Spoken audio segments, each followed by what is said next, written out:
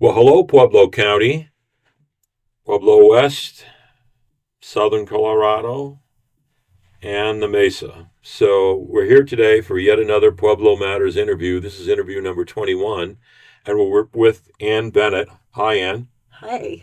So she's running for uh, District 70 school board, and I don't know, are there separate races? What are there separate districts There within? are separate districts, but anybody within District 70, if you live within District 70, you can vote for you can vote in all of the races. I see. You just have responsibility constituents in a certain area. Yes, and you have to live within your sub district in order to run for that So district. you meet that qualification Yes, and you're a listener. absolutely. I'm a listener. That's great. So, so great. So what led you to um, decide to run? How did you decide? I mean, were you upset at something or what happened? Well, I was approached and asked to run, and I said no. Good And job. he approached me again, and I said no. And he approached me again and said, maybe you could just meet with some of the current board members and then make a decision. And I said, okay, thinking I'll go meet with them and then Yeah, I'll say no. yeah, And I met with the current board president, Anoch, and it was a great meeting. And I went home, prayed about it, decided at that point that God was asking me to do that. The big issue that drove my decision was the Trails curriculum. I don't know if you're familiar with no. that. What is a curriculum? There was a curriculum, as I understand it, that was donated to the district, and it was a mental health kind of curriculum. And a parent discovered that deep within the curriculum, there was a lot of woke ideology, addressing third graders with gender ideology, Mm, pronouns that, their preferred right. pronouns at third grade. The current board tabled that and just kind of put it on hold. And so it's really crucial, in my opinion, that we hold a conservative majority this time around so that we can squash that curriculum. So the donated money has not yet been accepted. The curriculum was donated. Oh, it wasn't. So it wasn't money that was donated. It was to purchase the curriculum. It was purchased, and then so they might have got it for zero. Yes, that's my understanding. And it has been purchased, but it's been tabled, kind of put on hold. The current board determined not to make a definite decision about it, to kind of kick the can down the road a little bit. Right. So, So so that one hasn't been accepted yet, and it might not be accepted if the board decides not to, and you would vote not to accept that. absolutely. So that's Yes. one plank that you have. So what what else besides that? What would you? I mean, how much? I don't even know anything about schools anymore. I Yeah. went to Catholic schools, and Okay. so I'm a lapsed Catholic, which is Uh-huh. not the same as a Christian. Uh-huh. So I can't join, any group of 15 churches that there might be in town, Oh, because I'm not Christian. I'm a lapsed Catholic. Who's I different, see. I see. right? So we have Stations of the Cross and other things that some people don't like. So Yes. anyway, um, it's interesting about to me. It's interesting about the Bible in that the Bible was adopted away from the priests after the Gutenberg Bible was published.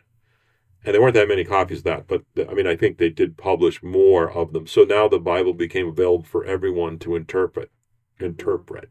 So, yeah. And that's only 500 of the last 2,000 years Yeah, that we've that's had the interesting, Bibles. isn't Yeah, it it? is interesting. And so, yeah.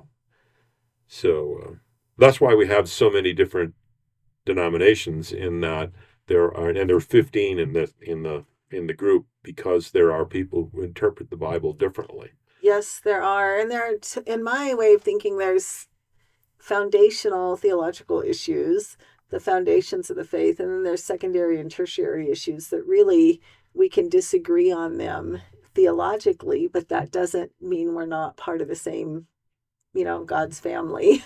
Right. So as So, a Christian, would you not, you would continue to support the idea or the practice that we have of not having religion in school? well, yeah, I think that I hold the position that we should be educating our children, not indoctrinating them. And the problem with allowing any ideology in the school is that then you really should give equal time. If I were to be in the classroom as a Christian and had free reign to sort of propagate my ideas and my beliefs, there might be some parents that would oppose that. The same way that I oppose the liberal ideology that's infiltrating our schools.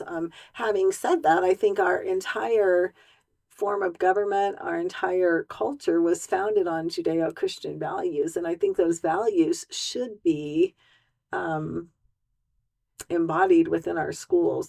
That should still remain our foundation. We shouldn't try to remove those things. I think we should be allowed to have prayer in schools. So, right, I've been in worked in companies with Pakistanis who were Muslims, and they had uh, a cube or two cubes that they would get in and kneel on the floor. And I assume, when I think about that building, it was an Apple building number three, I think.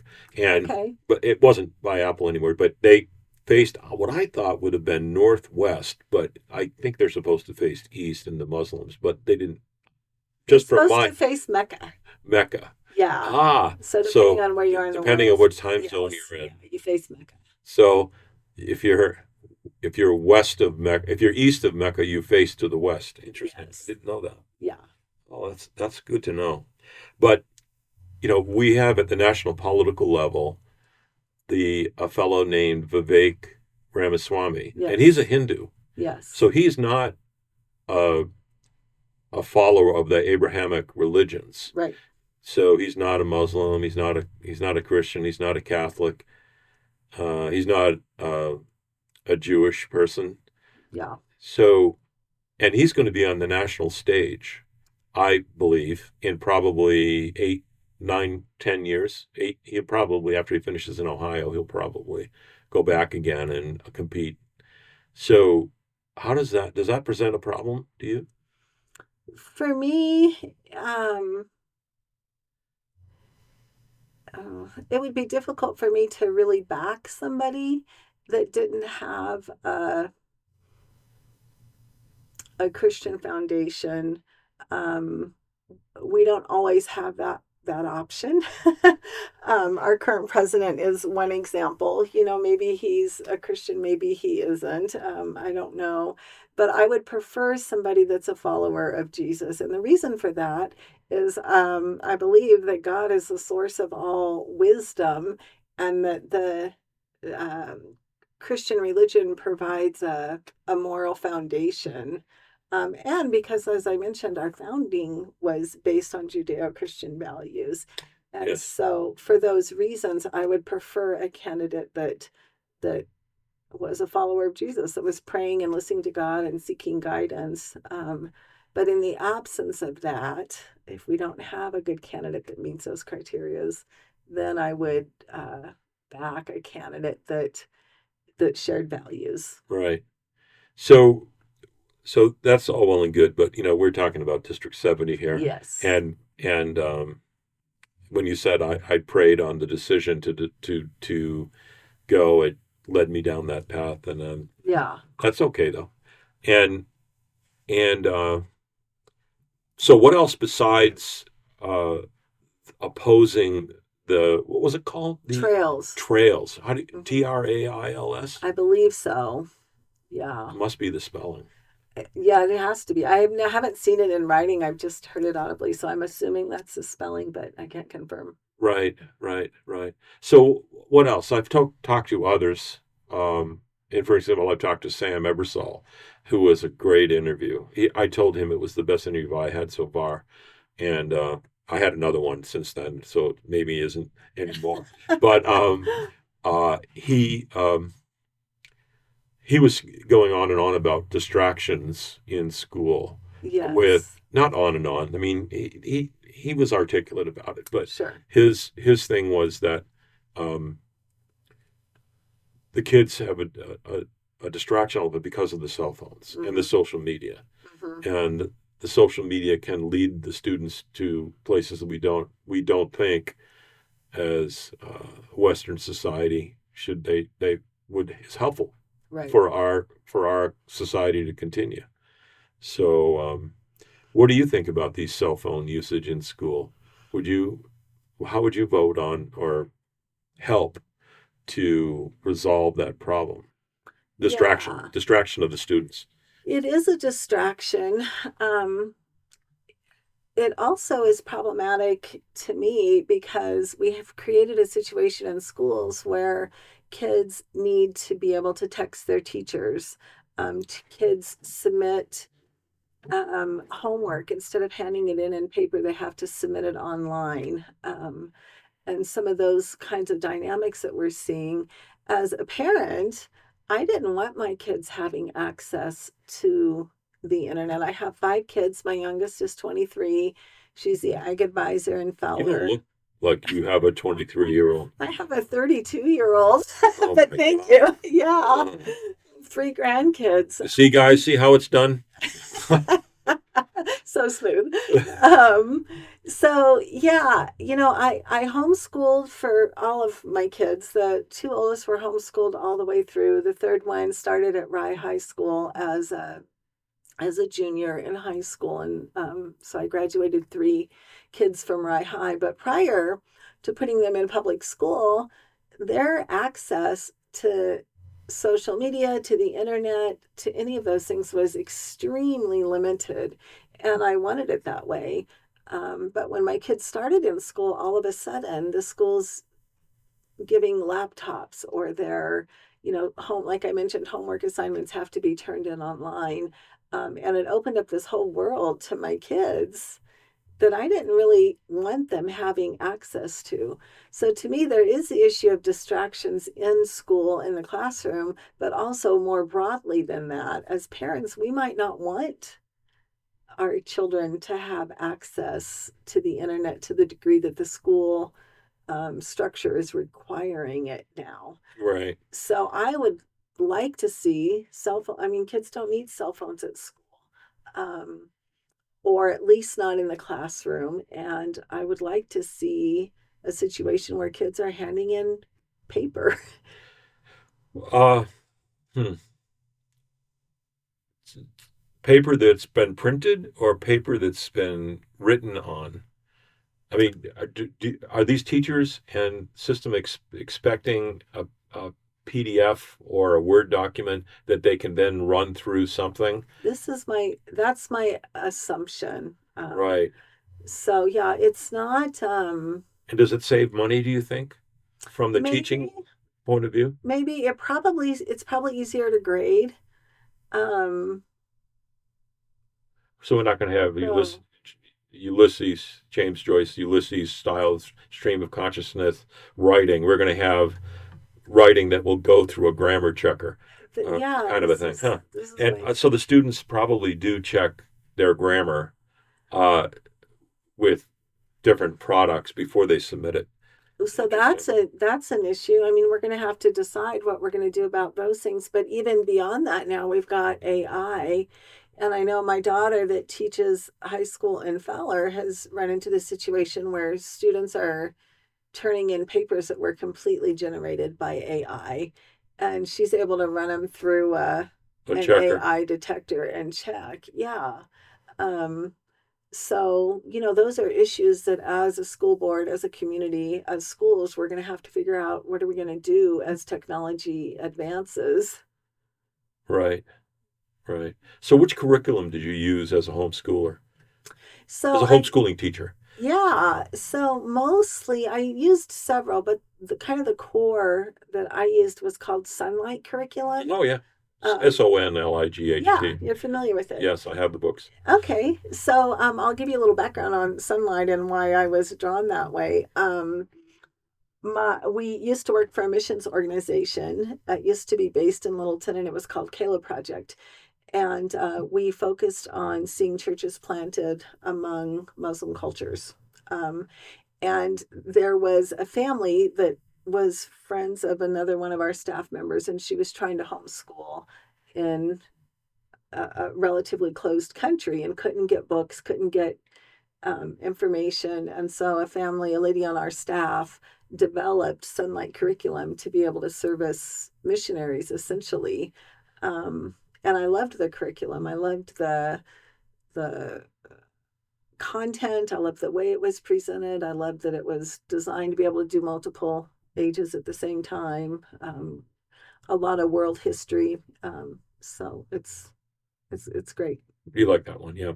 We used that uh, initially, but then we switched to another curriculum. I can't for the life of me remember it, but it had 12 years, and it was 4 years of the same material, but at a grades 1 through 4 level, and then the same material, the same topics, world history and so on, repeated grades 5 through 8 at a deeper level, where it was more about reading comprehension, Sure. and then the last part was the last 4 years was writing. So, um, So I you homeschooled. uh Okay, I great. I didn't do it, but Yeah, I right. was married to a hippie, and she did it. Okay. So, yeah, it's my first ex-wife. So, looking for a second ex-wife right now. Oh. So, so Okay. anyway, yeah, they did fine. Those kids are independent, and they didn't have uh, social interaction issues. Uh, Yes. and they eventually went to McClellan School, which is Okay. a great school in Pueblo, Yeah. and then to Fountain Valley School, which is Okay. another great school, which is available to um, people who are worried about the public schools in the counties, District 60 and District 70. Those two schools are available, but they're expensive. Mm-hmm. So, but yeah, my oldest son met his wife there. She Okay. trapped him within the first 3 weeks he got there. Yeah, it's pretty funny. So, yeah, well, it's good. It's good. So, yeah, but so coming from a homeschool perspective, to me, that sounds like a problem for a school board, in that you will have a unique understanding of why someone would want to homeschool, and perhaps bringing the homeschool methodology into um, into the schools in the district. So, what do you think? How do you think you're going to change the curriculum or change the methods in this District 70 Well, I'm from that experience? yeah. So, And oh, um, wait a minute, yeah, just and go the ahead. reason I thought it was a problem, or I think it's a problem, is because the money doesn't come to the schools; it goes to the help those homeschoolers or help the charter school and so on. Yeah. So, Sure. but what would you do to alleviate that problem and value homeschooling, and how would you improve the schools so that there'd be fewer homeschoolers? Not that it's a bad thing, but Yeah. So I wouldn't say that I would advocate for fewer homeschoolers. I think homeschooling is a great option. I love homeschooling because it's family centric. Our whole existence could revolve around the family. I think it creates strong families. However, I do recognize that not everybody is inclined to homeschool. Not everybody has a situation where they can homeschool. well, not everyone has a family. Yeah, for sure. Exactly. Um, but like I said, I did homeschool, but my youngest three did graduate from Rye High School. So I've had the public school experience as well. We lived in the Netherlands for a while. Some of our children went to public schools in the Netherlands. So I feel like I have a pretty broad overview of the different types of educations. Many years ago, my grandparents owned a private school in Pueblo. Oh, which one? Um, so I was just like four. I don't know what the name was, but they used a curriculum called Carbon curriculum, and they met at the old La Renaissance building. That Oh, I was the love that building. building. It's beautiful. Yeah. Yeah.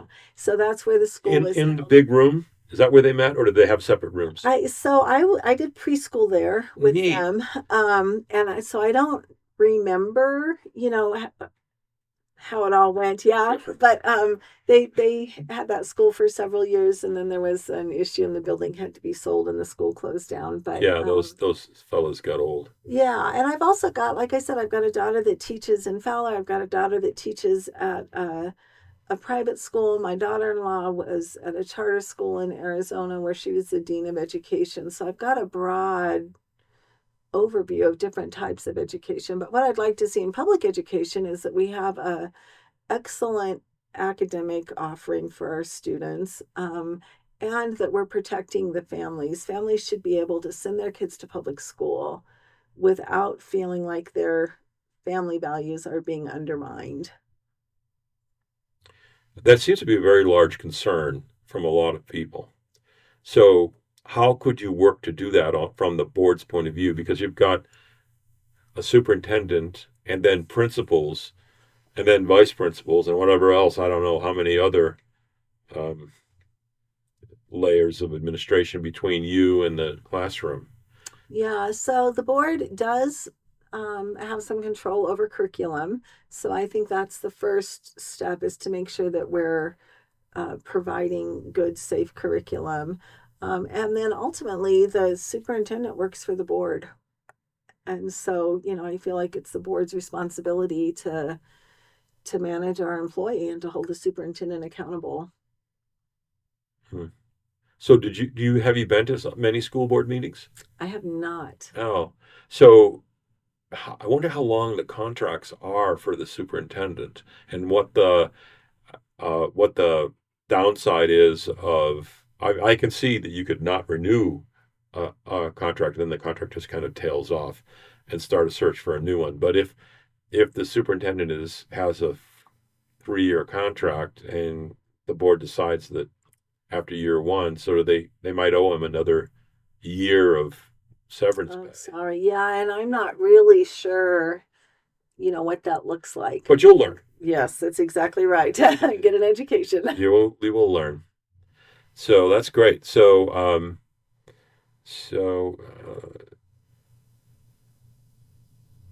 not sure where to go from here. Is there anything? Is there anything on your platform that we haven't touched yet? There must be. There must be Um, more. so I think the the kind of the non woke, standing against the woke agenda, that is the key thing on my platform. Protecting parental rights. Um, that's a key thing that we've touched on. School safety is another one. Oh yeah. Um, I think we've got to find ways that we can have confidence that our kids are safe when they're in school. The whole school shooting thing is just, it's just unbelievable. The way that it's expanded over the past 20 years, or however long it's been since Columbine. But I think as a board and as a district, we have a responsibility to find ways to keep our kids safe. If that means that we're using metal detectors, or we're Hmm. equipping teachers to better equipping teachers to handle crises, or finding ways to identify potential problems before they happen, all of those things. I think Hmm. we need to focus on safety. Hmm. I thought that we should raise the age of adulthood from 18 or 17 or 16, for depending on what thing it is, on what particular area it is, to 25, Oh, and interesting.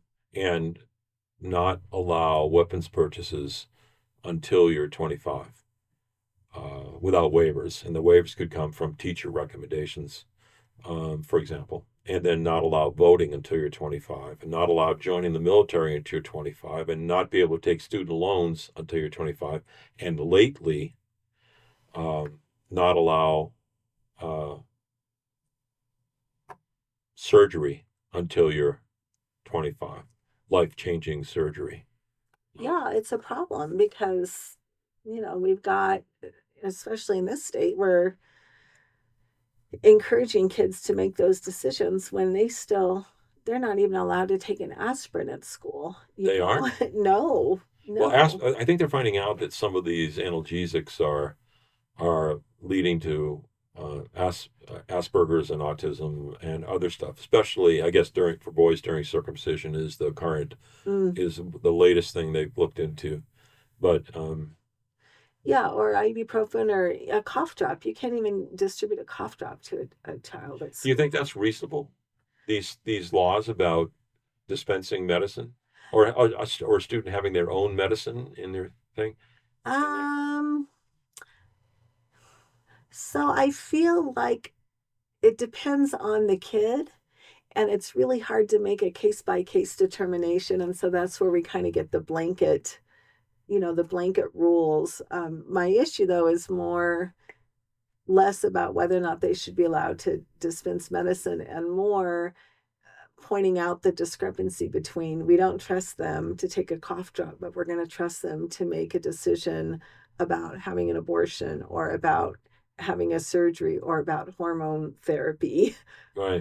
when they can't make a decision about something so simple as a cough drop or they can't drive. We don't think they're responsible enough to drive, but we're going to entrust them with these life altering, irreversible Well, I think the driving thing is decisions. going to be taken care of with the automatic driving Wow. cars, Yeah, that's right? that's coming right down the pike. Right. Just artificial intelligence, not to worry.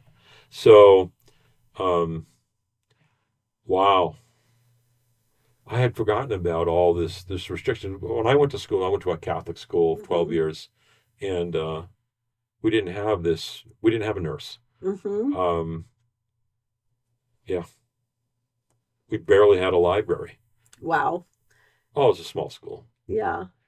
73. So, what about the declining population for schools? Which homeschooling um, contributes to, and charter schools contribute to the reclining population. I just interviewed Ted Hernandez, and we talked about the decline in South High School Mm. from 1,300 students to 700. That's a Hmm. big decline, Hmm. and the building is the same size, and it costs the same. Hmm. I think it would be difficult to reduce the number. In the Pueblo City, you could conceivably talk about reducing the number of high schools. Hmm. Um, but I think District 70 less so. I mean, you've got Connect in the city, and I think that's academically focused. Hmm. And but there is no really high school in the city Right. that all the people can come to. So you've got County and West, Pueblo West, and Rye. Hmm. And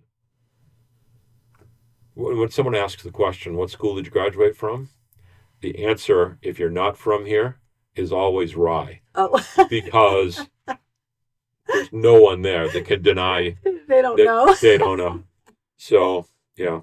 So anyway, what do you think we can do about the declining population which funds the district?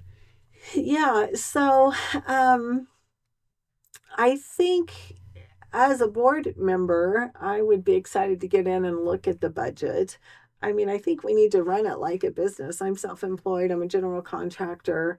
Um, and I have to manage my profit and loss statements. I have to manage my budget. If material costs go up, then I've got to either be able to get more from my end product or I've got to reduce my costs somewhere else. And I think we need to be looking critically at what we're spending and where the money's going, and then just kind of make some of those decisions from there. I wouldn't say, and this might cost some votes. I don't know. I'm not primarily concerned with increasing the numbers. Um, Which numbers? the school attendance numbers within District 70. You mentioned the drop. I don't think trying to get more students in the district would be a big drive for me. Not a goal. Not a goal. No. No, because I do value homeschool. I do value the charter schools. I do think there's a place for all of those. But I do think we need to have some fiscal responsibility, and we got to figure out where is the money and how are we allocating it, and just work toward greater efficiency in our budgets. You're right. If you've got a building that's the same size, your utilities are going to be the same, Pretty much. all of those. But maybe your administrative costs can go down, your teacher costs can go You're down. going to have fewer vice principals. Yeah, there you go. So yeah, I think we have to look at those things and then just think creatively like business owners. Hmm. So that's what we're talking about is kind of the loss side. Yes. So how do you measure the profit side? What would you do to measure success from the school as opposed to making the budget not be a loss? Uh, Measure success in terms of student performance. Is that what you're getting at? Yeah. I have no idea. I Okay. mean, Yeah. I I would I would concentrate on the dropout rate. Yeah. That's what I would do because I'm in favor of producing competent students, Yes. competent citizens, Yes. and Yes. And so we talked about dogma a little bit, and we are in America, and we do have a Pledge of Allegiance, and so I don't even know if it's done in schools I anymore. don't think so. And um, well, there's an interesting one, but I mean, one of the reasons we funded schools as a society is to produce, I think, citizens that will contribute to our society in a valuable way. So I'm not against the Pledge of Allegiance, though I don't say under God. Uh, uh, so yeah. Uh, so Yeah. how would you measure success? Well, I think we do need to be graduating competent, equipped students. I love the programs that allow students to start some of their college classes, prior to graduating high school. Um, I think we've pushed college pretty heavily for a long time, but it's not for everybody. I mentioned I'm a general contractor, so I work with the trades a lot.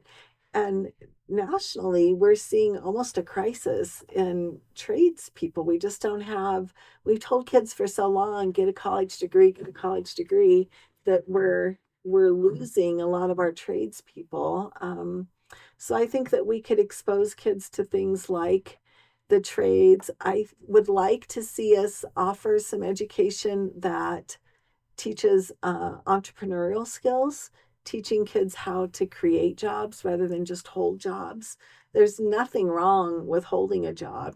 That's an honorable way to live, but at the same time, we need people that are wired in such a way and equipped in such a way that they can start businesses and that they can create jobs. And so I'd like to see some emphasis on that.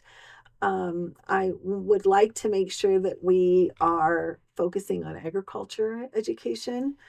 Partly it's because my district is a rural district, so that's key to our community.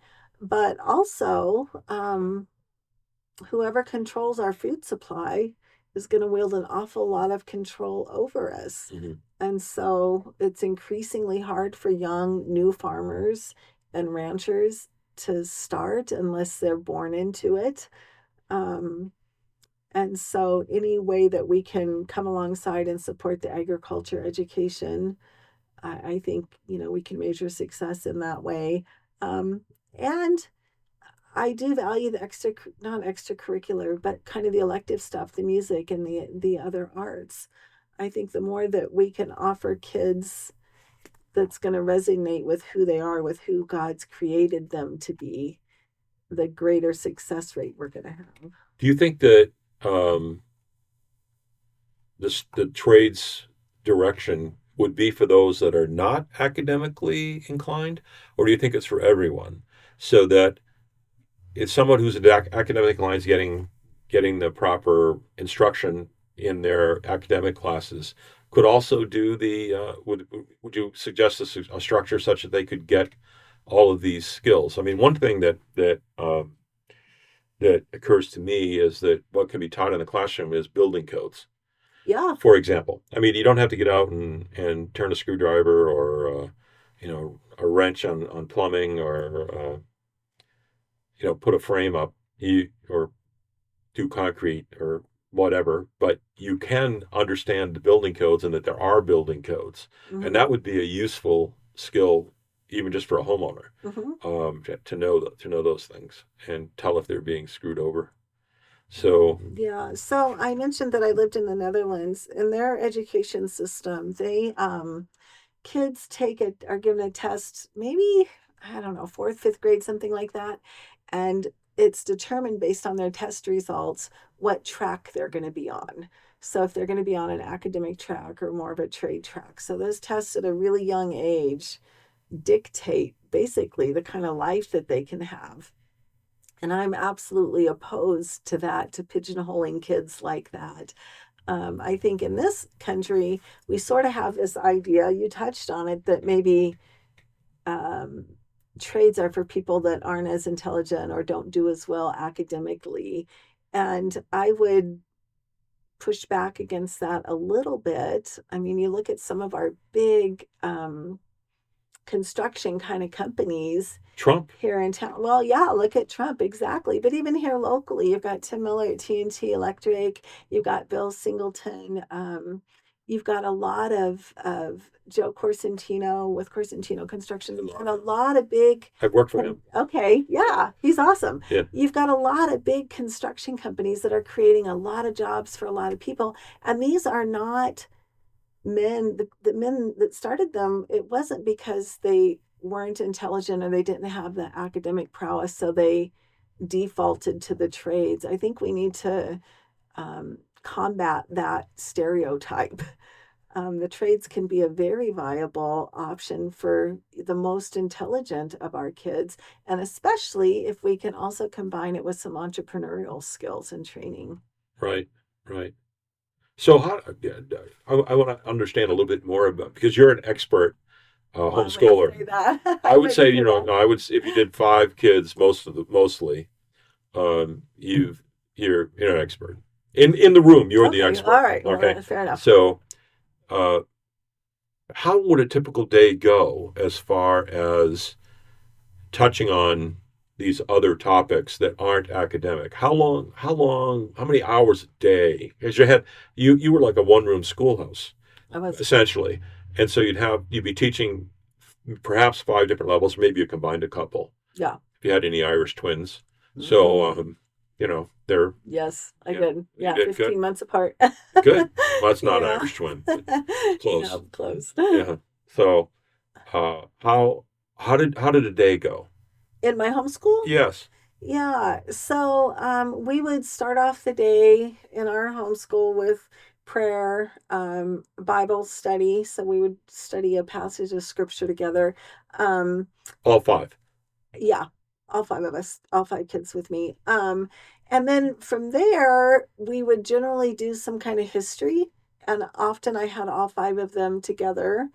Um, so we focused pretty heavily on history, but then after studying the history, we could kind of break it down to the age specific things. So the homework or the work that the older kids would do would be different than the one that the youngest, would do um, in response to that history lesson. And then we would just cover the topics. We had science, we did experiments, we had math that they did at their various levels. We had all of the reading, writing, spelling, all of the normal topics. I tried to follow the state guidelines for my state in terms of what the kids needed to be able to graduate. So I tracked their progress in all the different subjects and made sure they had to have a health class and they had to have, whatever.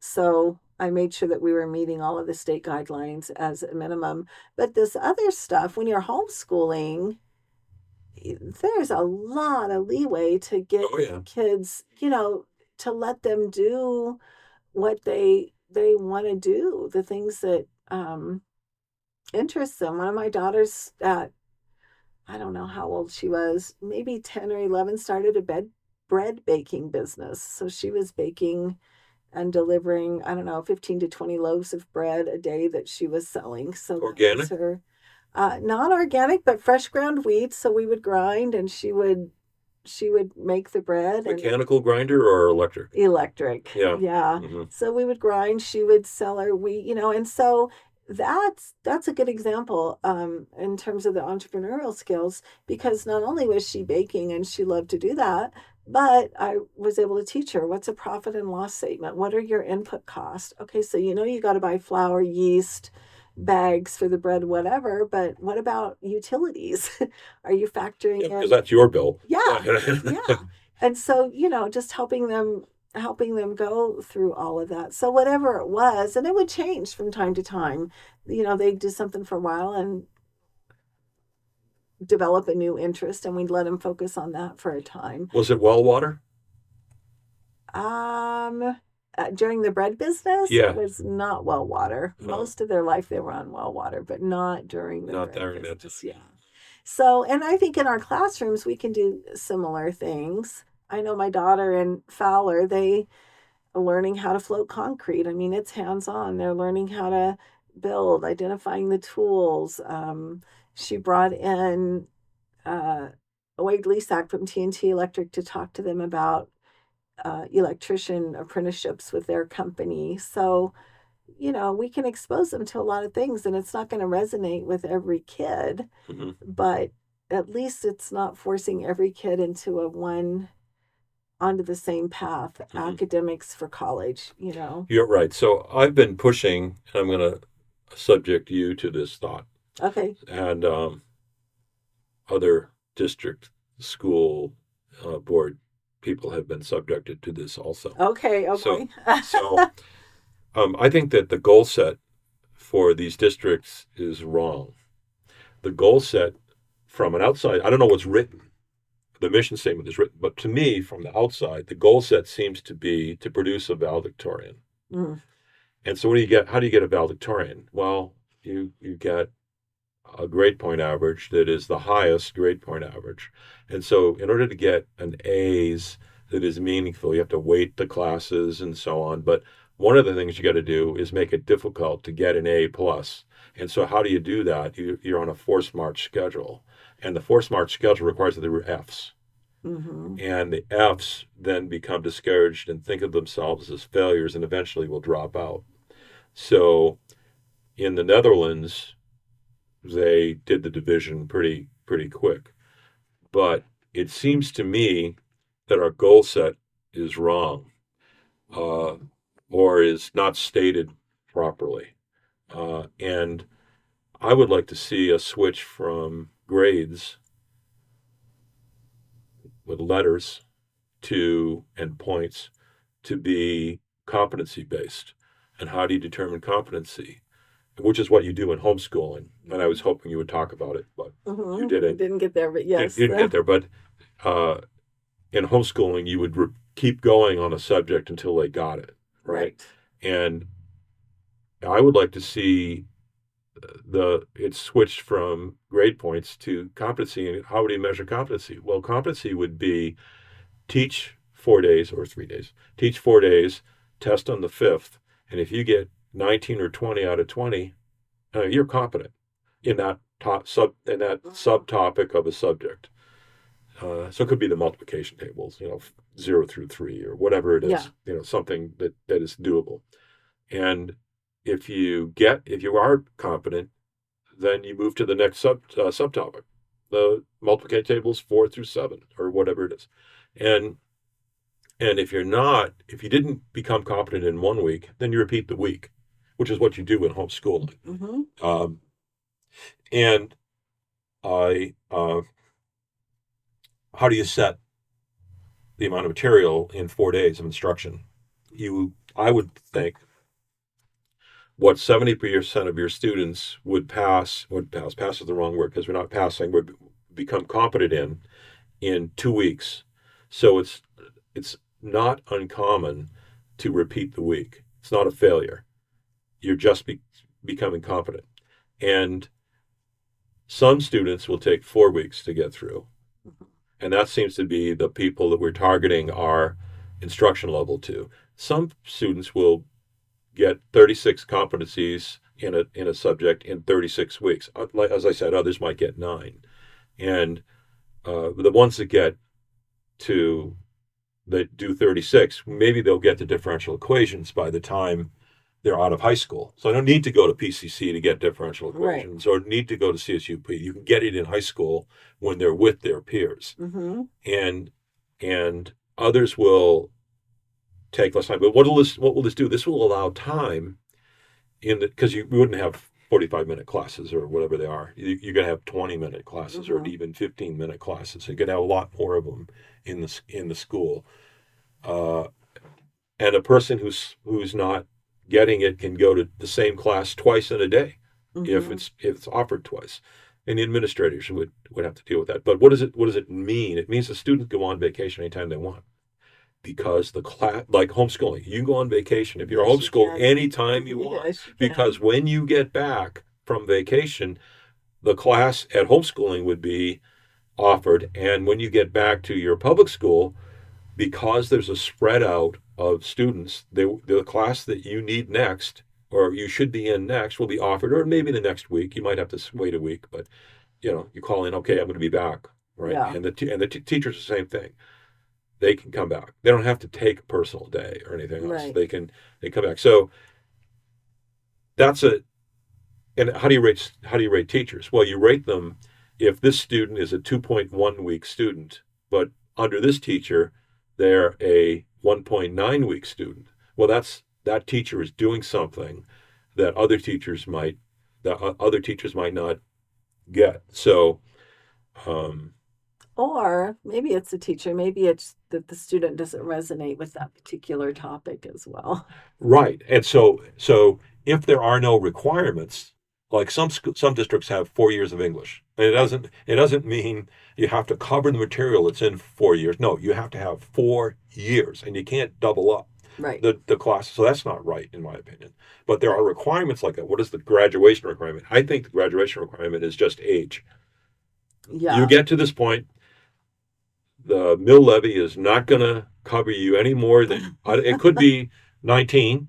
I don't, you know, people could leave, of course, anytime they want, in my view of the world, but the mill levy will cover you up to 19 or 20 and we're going to have differential equations. We're going to have linear algebra. We're going to have calculus. Yeah. And I'm a math guy, so I know those subjects. I don't remember the English ones.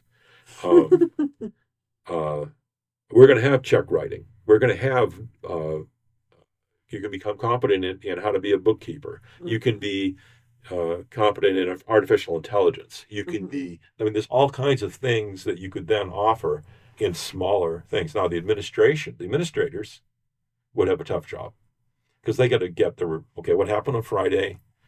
Okay, now we have to give the students a schedule for Monday morning. Yeah. And so they would tend to work during the weekend. Um, but so what do you think of something like that? Where it's more closely aligned with the practice in homeschooling?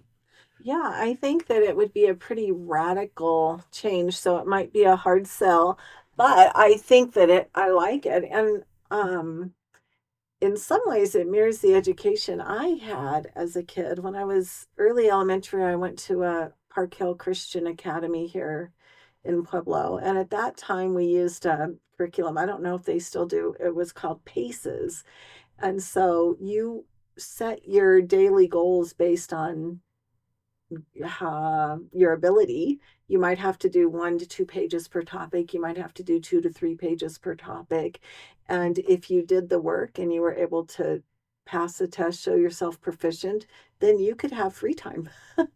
And Right, so right. I was highly motivated Yes, to I had get the to same do my thing. work. Yeah. We had the same thing. We could read comic books Oh, because yeah. we got 100% plus the bonus question, and Yeah. you're in the math club. You Yeah. don't have to pay attention. You Exactly. had to go to So, class. You had to be in the class, but yeah, well, we would do our work, and then you could go sit in the hall outside your classroom and visit with your friends, or 8 years old out there crocheting or playing foosball or whatever. So I was or highly reading. motivated to get my work done, Right. and to do it well.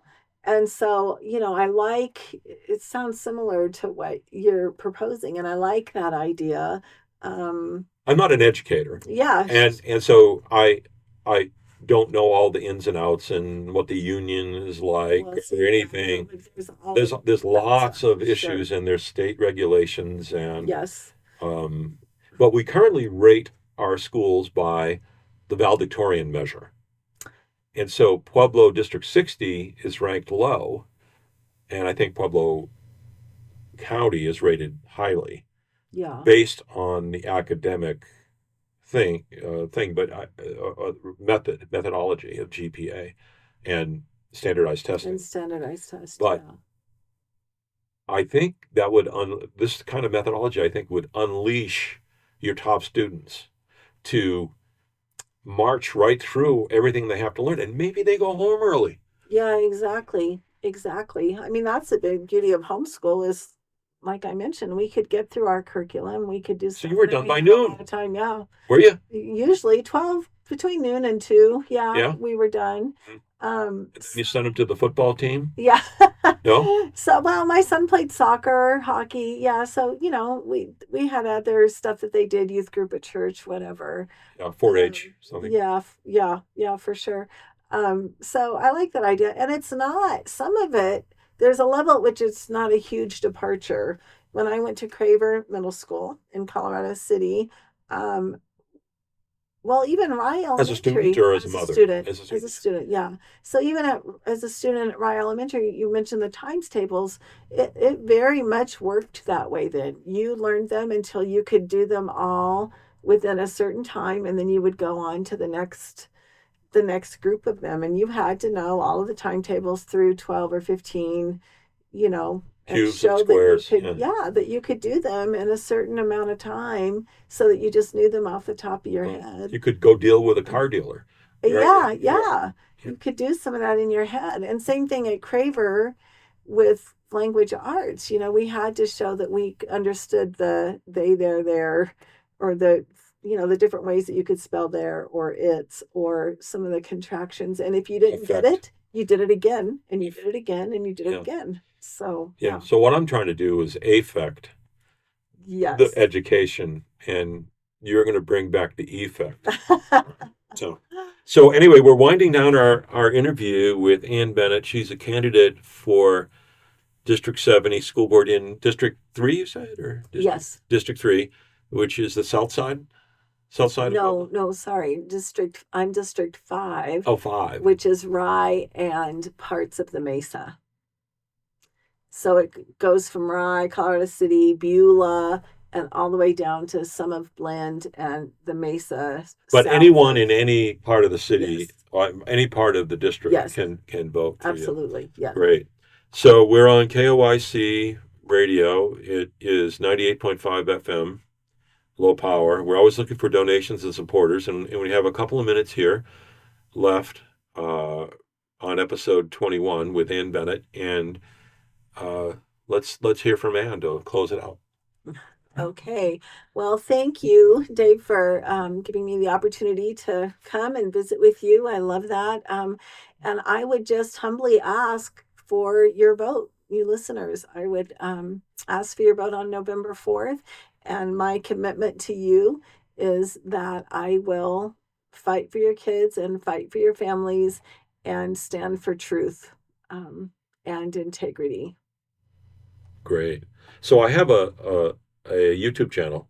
It's Okay. called LMA AVP, Okay. and it stands for Luminous Media Arts Audio Video Productions. Okay. And so far, I've got a couple of these interviews up, but this one will be there too, as well as broadcast tomorrow morning, which Okay. would be Friday.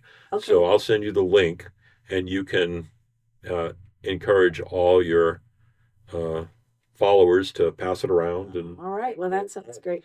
and just so everyone knows, I'm running for water board Yes. in the city. So none of the District 70 voters can vote for me. But if you do know someone in the city, inside the city limits, I'd appreciate your vote too.